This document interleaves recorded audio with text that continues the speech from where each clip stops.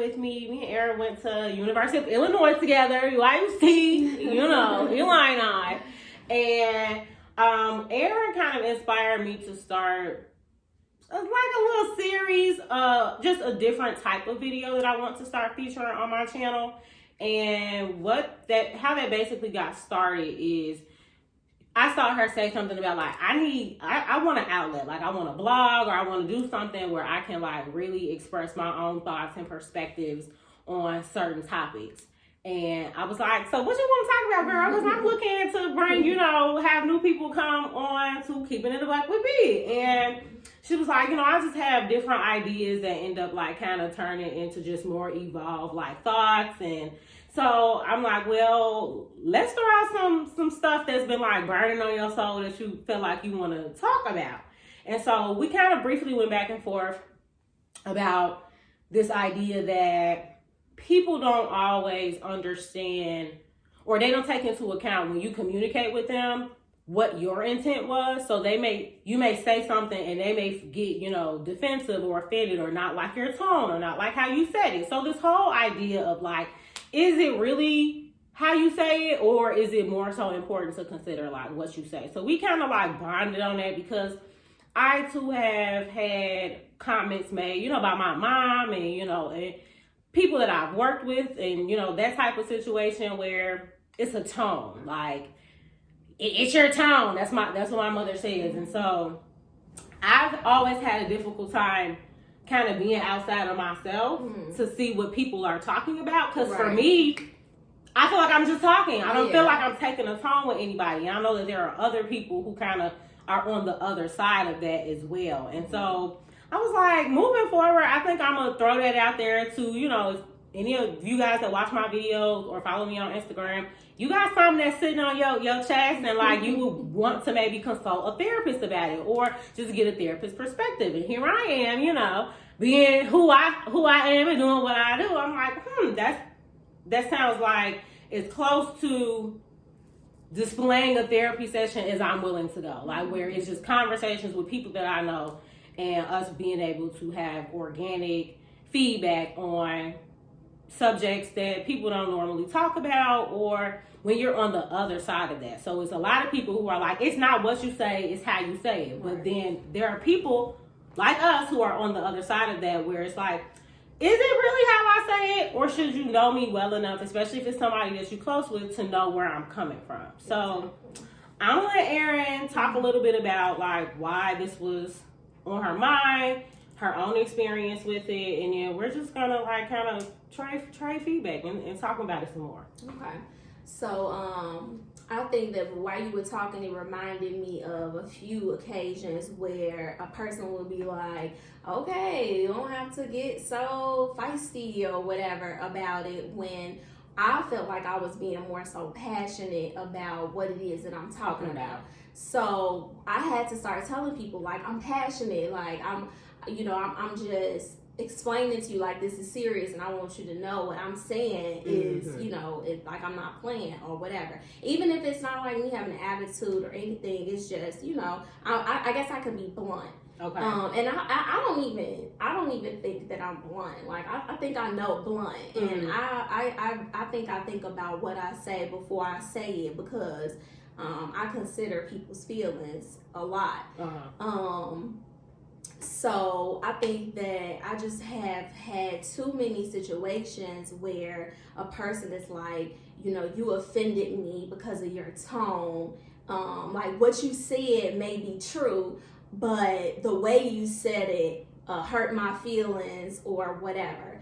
So I don't know if it's because like who I am, or is it really because of like how I'm saying something. Because if what I'm saying to you is true, you know what I'm saying, then I don't understand where there's any conflict. Like, I get what, like people can't handle the truth. And my mama say that all the time. Like, I can't never, because my mom is a Virgo too. So and I don't know if that has anything to do with it for those who don't believe, but we are a bunch alike. So, she always be like, every time I'm trying to be real with somebody, they say I'm hurting their feelings. Like I can't express myself the way I should be able to, because I have to step on eggshells majority of the time.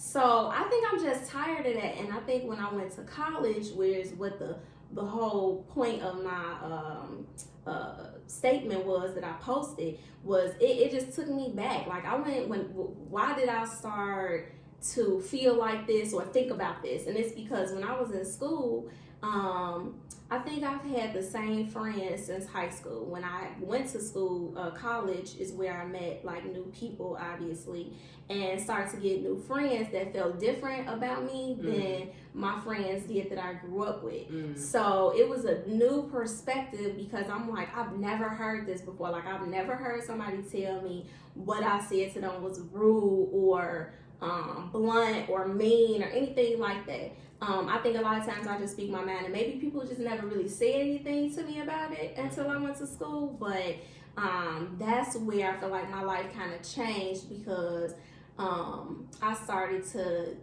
like really sit and think about what I'm saying, why I'm saying it, how I'm saying it, when I felt like I was never really doing anything wrong in the first place.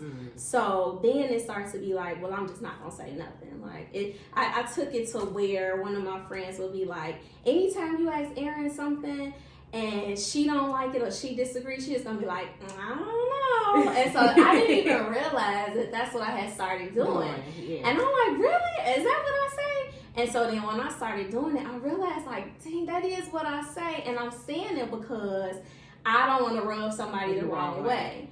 When really it's like they asking me, so I should be able to just, So that's where it kind of came from. And I feel like the friends that I took with me until now kind of changed me. And I'm thinking like, that's messed up. Like I should have never done that. I should have just stayed with the people that understood who I was, because then I ended up having conflict with those people the entire time. Okay. And it's like it was love, but it was still always a situation. Yeah. Like, Erin did this or did that, and it's just like, are y'all being sensitive? Like, what is it? Because y'all know me at this point. Y'all chose me. You know what I'm saying? Like, we friends. Y'all didn't decide to drop me at any point. So, now it's like, come on now. Either take me for who I am or just, leave the friendship alone. Yeah. And even in a relationship too, So, I don't know. I just kind of got sentimental about that because I feel like, damn, I'm about to be 30, and all this time I kind of changed who I was. What would be different if I hadn't done that? If I had just been around the people who accepted me for who I was? Like, who would I have met, and what would my life be like now? So I'm still friends with the same people that I grew up with and from high school, but I can't say the same about the people that I was in college with. So. That's kind of huge for me. That's huge for me. And I think you brought up an interesting point, which, again, without like kind of seeing what's being said, which we'll kind of delve back into like any examples. But in my last video, I did the theme of the end of my month has been like communication styles and stuff. So I just did a video where I explained like the different types of styles: passive, right, assertive, passive aggressive, and aggressive. And I feel like a lot of the times Black women who are assertive, like meaning we do kind of speak our mind, but we get called aggressive. But the difference between like being assertive and being aggressive is the fact that like when you're assertive, you're saying what you feel to be true, but you are taking other people's consideration, other people's feelings into consideration. Right. So I too don't always understand how people are like getting something that I'm not trying to give off, and I think it brings up conflicting thoughts and feelings because it's like, is it me or is it y'all? Exactly. Because I have other people in my life which I don't know. I feel like that's an interesting dynamic. Like having the people in your life who've known you and grown comfortable to be who you are, but also like new people who they may not, how can I say this? Considering if they're not trying to necessarily change you, but they see something in you that the people who've always been around you just kind of accept. Right. Like trying to challenge you in a way to like be a better person, which is sometimes uncomfortable. Which is where I took it. When we meet new people and it's like, well, everybody else in my life seems to think that I'm just fine. So I don't know what your issue is, but there's a fine line between like trying to use some of that to be more self-aware and do like reflective work, and taking it to the point where you don't feel like you can be yourself. Yeah. And I think when you end up having defense mechanisms like you described, like, oh, for real, that's crazy. When you're used to being in spaces where you don't end up feeling hurt, or you feel like people don't take what you're saying at face value, like they're quick to get defensive or offended by it without considering like, what is it that I'm actually saying, or who am I, and you know who I am, right? You know? So like, why would I do anything to hurt you if that's not even who I am? Yes, I've had to. It's funny because I've been working with couples lately, and one of the things that I noticed myself bringing up to them a lot is to stop villainizing their partner. But in when I say that, it's usually communicatively, where like their partner will say something that they don't, that they need them to change or they need them to fix. And it can be something as simple as like, when you leave out, I need you to cut the lights off. You ain't been cutting the lights off. And the other person may take it like, let's say it's the woman saying, you keep leaving out, you're not cutting the lights off. Yeah. The guy will be like, I feel like you trying to tell me what to do. I feel like she be trying to be my mama. Like, I feel like she be trying to tell, act like she's my mother. And I'm like, why do you assume that by her asking you to turn off the lights that she wants to step into a motherly role? Why can't she have a request? So you are automatically like, anytime, and so it sometimes grows to a point where like, anytime a woman, and it could be either or in this situation, but like, let's say the woman wants to approach the man and like make a comment about something, he like, oh, here we go, now I don't even have the space to talk to you anymore, because you always think that when I'm going to approach you and talk to you about something, I'm doing it from a bad place or a place of trying to be confrontational. So I'm like, stop assuming the worst of your partner. Like, that's what the other person on the side has to do, is like, is this person telling me this because they actually see this and they want to help me, or are they saying it to hurt me? And if I love that person, then that means they're not saying it to hurt me. And to give a brief example that just happened, so we just celebrated my mom's birthday, and my brother, he has some weird energy. And me and my brother, we can argue, but like, we've been pretty cool lately. So things have been, on the up and up. We've been very, cordial and respectful to one another, and like even loving, without getting too mushy. Like, we just had some really great moments recently. But that day, like, we was getting stuff together, and he just was like making little comments, and I'm like, shake off this energy. Like, we're trying to have good vibes. Right. And so it got to a point where, like, I just couldn't take it anymore. And I'm like, you're, like, being defensive. Like, you're being defensive and combative. And, like, your energy is off. So, and he was like, you would have thought I cussed this man out. Like, how dare you say my energy is off? And I'm like, I'm not saying this to make you upset. I'm saying it so you could take a step back and really think about how you're responding to your family in the last hour. Right. Like, we're feeling something, and I'm not saying it to piss you off or to attack you. I'm saying it because we feel it. So it doesn't, I feel like, especially for Black people, we're just so ready to like be on the defense. And a part of that, I had an interesting conversation with somebody earlier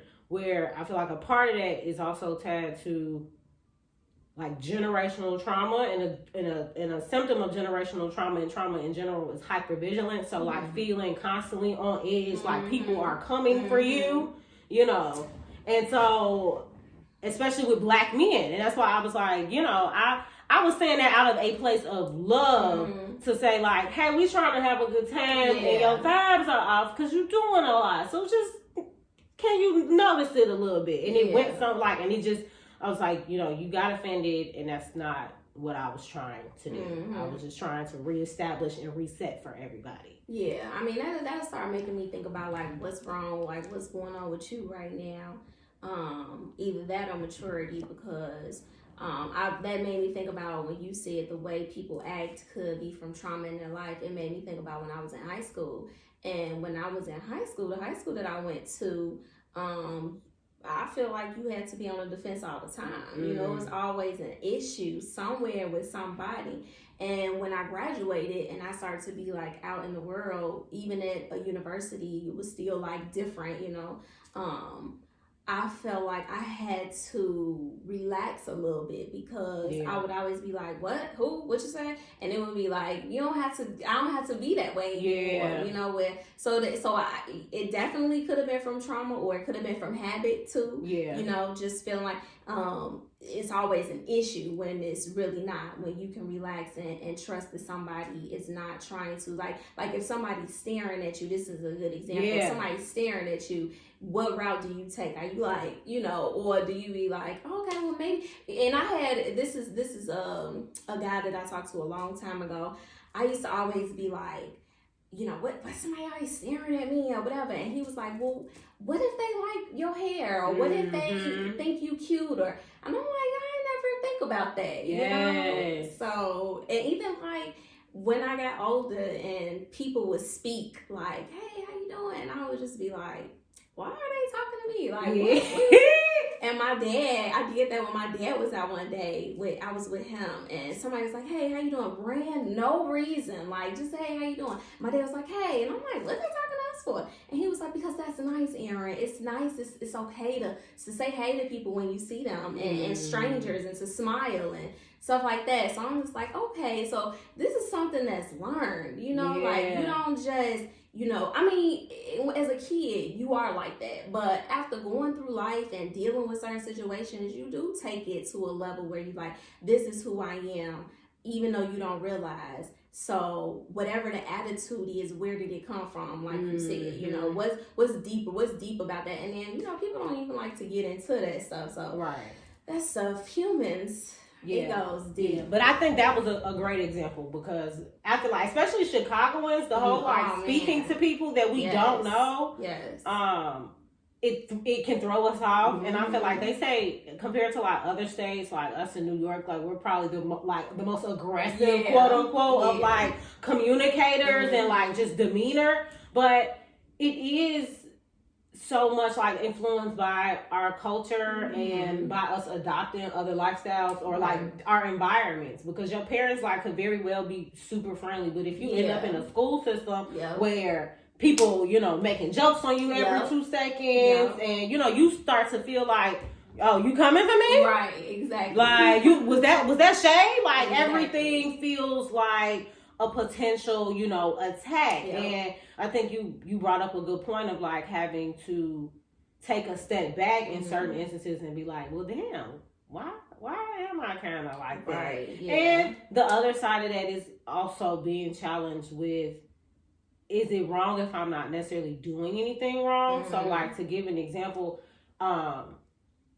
where I used to work, I worked with a lot of white people. I worked with a lot of people, a lot of clientele from different states, and we would have clients come in and they wouldn't know how to take a black girl like me. And it's not that I was being rude or disrespectful. In my eyes, it was just me being, you know, to myself, not necessarily, hey everybody, good morning. And people found ways to make it issue. You know, you don't speak when you come in the morning. I think a lot of black people had that issue. I think a lot in the corporation and workspace. Because I did too. Very many debates with managers from different. Because I worked in the hotel industry for a while.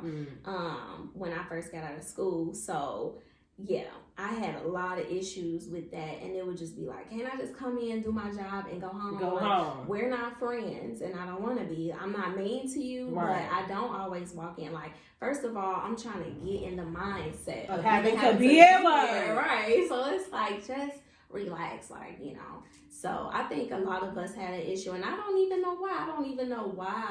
Are we not very friendly? I was just talking to my aunt about that too, and she was saying the same exact thing. She been working at the same company for years, and she says that she still has to sometimes be like, okay, let me walk in and speak. Right, you have to be like overly Yeah. friendly in order for it to translate, or smiley, or like, and I just never understood that. And it came to a point where I used to have to, like, if I had to, because I was in a position where I had to give clients a lot of directives, like tell them stuff that they could and couldn't do. I had to set boundaries, like, no, you can't go to Walgreens. Like, you this isn't the time. Or, I had to tell grown white people no. Yeah. And grown white women didn't necessarily like that. Of course. Or being told what they could and couldn't do, especially being in a position like we're in treatment, where you already relinquishing so much control over, like, yourself, your phone, like, all just everything. Yeah. And I got to a point where I would go and grab a white coworker I was cool with, and I would ask them, can you tell them this? Because I feel like if I say it, it's going to be taken the wrong way. And I realized, like, I used to have like little social experiments where I would try to do something that was so out of character for me and say it in a way that was the nicest, quietest, to see if it would make a difference. In those situations, it didn't. And that's what also made me realize, like, in this part, like, because I being in that position, I second guess myself so much. Like, am I rude? Am I being like, am I coming off like a bitch? Like, I just feel like I'm in here talking, and every time I say something, it's being misconstrued. And I had to also remember who I was working with, like the culture of the people I was working with, and like client wise, the population, as far as like these people already have that particular job had clients who dealt with like personality disorders. So these people already have a very skewed idea of what is okay as far as interpersonal relationships.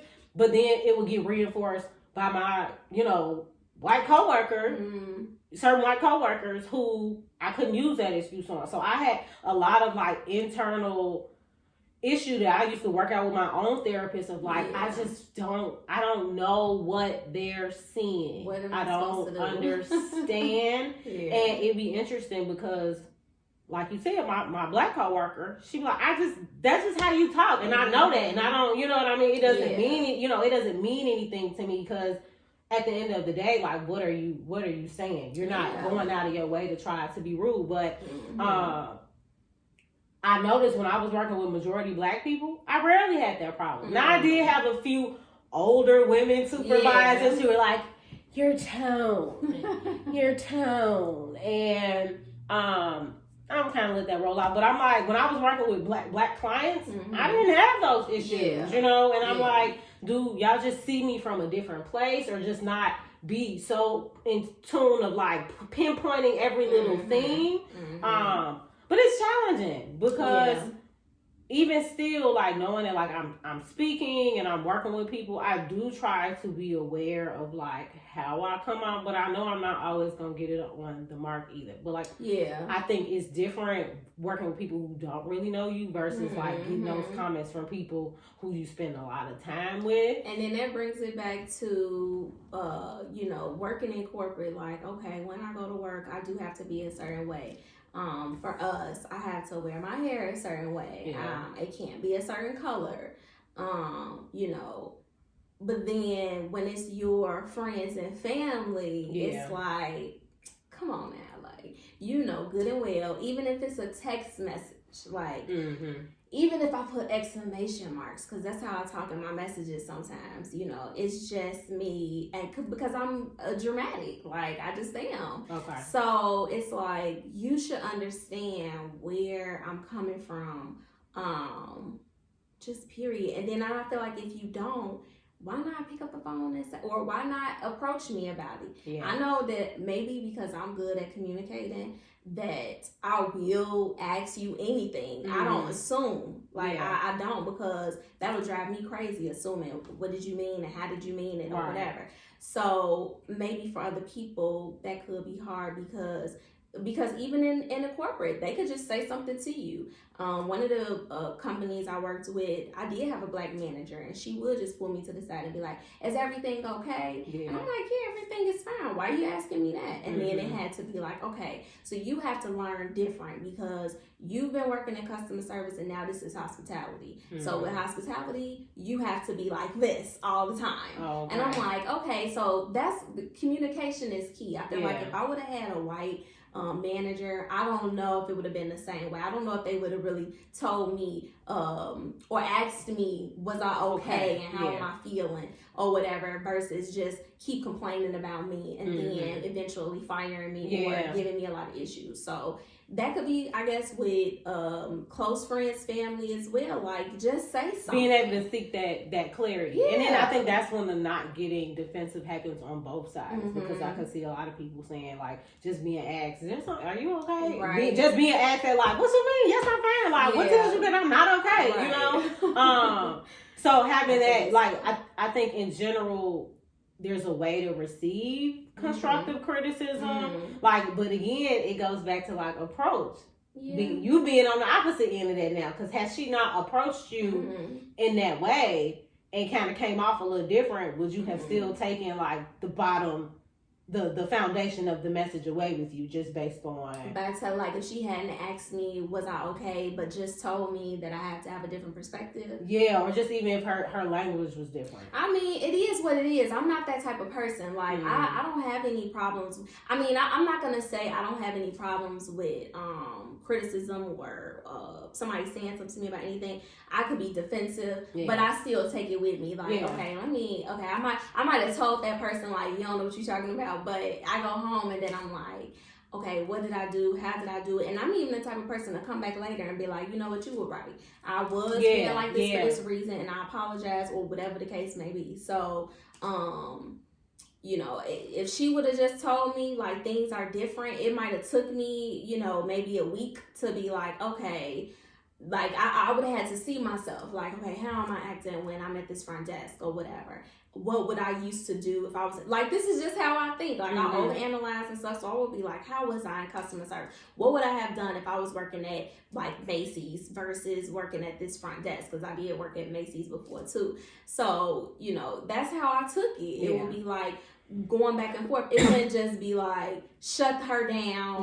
You don't know what you're talking about. And then never, you know, come back around to it. It's like, that's just, or just think about it the way I want to and continue to have attitude. You know, like, it's just different ways to take things, and because everybody is so different, I really think that self-awareness is important. Like, you cannot live without self-awareness. So I feel like anybody who I have a situation with, it could be me, you know, it takes a lot for me to feel like it's me. Like, it's just, because I just do things so different, like communicating. Like, just trying to be intentional about how you communicate, and then for people to still kind of discredit that. It's like, no, I know I tried. Right. I know I tried. And that's how that's how I felt. Like, I did what I was supposed to. So then I nitpick with that person, like, well, maybe, you know, they don't have self-awareness. Maybe they going through a hard time. But sometimes it's a cutoff point for me. Like, you know, all right, it's always something. You know, you always going through something, and that's why you did this and did that. You always have to apologize later on because you were in a bad space. And I don't want to deal with that anymore. Like, I feel like if you don't know what you, like, if you're not thinking before you speak, if you're not understanding, if you're not considerate, like, I don't even want those type of people in my life anymore. To have those exchanges. Yeah, and it's still hard because a friend was talking to me about, if I go back to talking about friendships, a friend was talking to me about deaths and how death can be a loss of a relationship as well. Right. And I'm like, I never thought about it like that. So I think that's what really made me write the post, was because I'm like, you know, it's a lot happening to me, and I'm starting to take it like people had their seasons or whatever, but it's still hard, you know. It's like, man, I thought this was totally different, and this is the way it came out to be. So regardless of anything, you know, even if there was some sort of communication, sometimes things just aren't meant to be, I guess. But I know that I'm tired of being this person that I created in school or years ago, and I'm ready to go back to who I was before that, because I was perfectly fine, and I got those same people in my life then that I do now, and I'm just gonna roll with that, because I'm also trying to learn how do I want to teach my own kid. So I don't want her to ever feel like she has to change who she is because somebody said to her, or too many people are telling. Like, I mean, I know you have to think about that too. Like, okay, if a few people are telling you you're mean, you know, then maybe you do need to think about like what you're saying and how you're saying it. But if your approach is not really mean, or if it's like a group of people and they all know each other and they saying that to you, that's kind of something to consider too. Like, you know, if you go to this place and then you go to a whole new place and somebody's telling you that, like, it's just different ways to think about stuff. I feel like people definitely within the group influence one another. Exactly. So it could be something that's like they was friends and then I kind of came in and then one person already had an opinion of me, and so now everybody else is more attuned to like make commentary or like focus on that one piece to the point where like, is this really even happening in your own mind, or are you taking somebody else's perceptions of me and adopting it as your own? And that's, I think what the hard part is, like, we cannot control how people perceive us, and it's hard because there may be people you want to have like good relationships with, or you would want to have a better relationship, and it's just not meshing up. So being able to say, okay, so from this exchange, this is what I take from that, and this is what I'm gonna take with me moving forward. But I'm also going to be aware that like that person, their experiences, the stuff that they've been through, the person that they are, allows for them to create a certain perception of me. And I can't control that. Like, that's what I feel like I work with a lot of my clients on, is like, you could be saying the truth, but if you're saying it to a person who was already committed to misunderstanding you or not trying to hear where you're coming from, you done already lost that conversation. So you could talk to you blue in the face, and it could all be valid. And if that person like is just not in a place to accept it or hear it, then the conversation still feels like it was a dud, like nothing got accomplished. But that's not on you. You know, like, you can't make people understand where you're coming from. I have people that try to do that with their parents or like their family that have hurt them and like express themselves. And it's like, when you speak your truth, it's for you more so than it is for anybody else, because we can't guarantee that they're going to take what we're saying in the way that we intend for it to. I think that's still really tough though. It is. Really, it's difficult. And then again, like, just trying to pay attention to the parts of yourself that maybe you can improve just based on like. But then it's a conflict. Like, okay, I don't know if this part of me is really a problem, or if it's you and your own issues. So, you know, I mean, you could. I mean, so a lot of times I do call around too, like, and get other perspectives, other opinions. I think that's the situation. What do you think? I think that's the best way to do it, especially if you have other people that were around, like, to kind of check the facts of the situation. Because I know in the incident that ended up with me getting fired, when that happened, I asked other people who witnessed it. Other clients, other staff. I'm like, because I got called aggressive. Like, another staff member said that I was being aggressive to a client. And I was like, I promise you with all my might that did not feel aggressive to me. That felt just very direct. So I asked people, pulled them in my office, like, let me ask you something. And why can't you be direct? Because they do. Can you be honest and tell me if that felt aggressive? Like, what you would, because I got to a point where I would check in with people like, did that feel that way? Because I want to be able to validate my own feelings of not believing that it came off that way, you know? So sometimes you do have to seek other people to kind of give you that yes or no, like I said, considering like who is coming from. Odd comment that I've been getting, and I think it's more so in the virtual space maybe, because you know, I've been doing more speaking, and one time I did something and a friend of mine, well, he's kind of like a friend. We're not super close, but he commented, he sent me, he was like, you look mean. Mm-hmm. And I was like, do I? Like, I'm not trying to look mean. And I kind of took it and put it as a note in the back of my head. And then I did something else. And another guy who was a part of like setting it up reached out and was like, was everything okay? I was like, yeah. He was like, okay, you just kind of looked like something had bothered you or something. It really could have been a focus for you. And so for me, because I want to speak, I want to do this, I have to take that in. I have to be 10 times more conscious of when I'm in a speaking engagement, whether it be virtually or in person, of what my face is doing. Because clearly people are reading that I look bothered. Right. You know? And I don't, because this is something I want to do versus like when you at work and you kind of just like, whatever. No, this is something I want to do, so I have to take that into consideration and maybe, if I need to smirk a little bit more, like just in those spaces, not something that I want to do all the time, but I'm not going to ignore it that certain people are seeing my facial expressions and feeling that way, So I think it just, again, depends on, like, can I tell where this person is coming from if they, are somebody who I know probably has my best interest at heart versus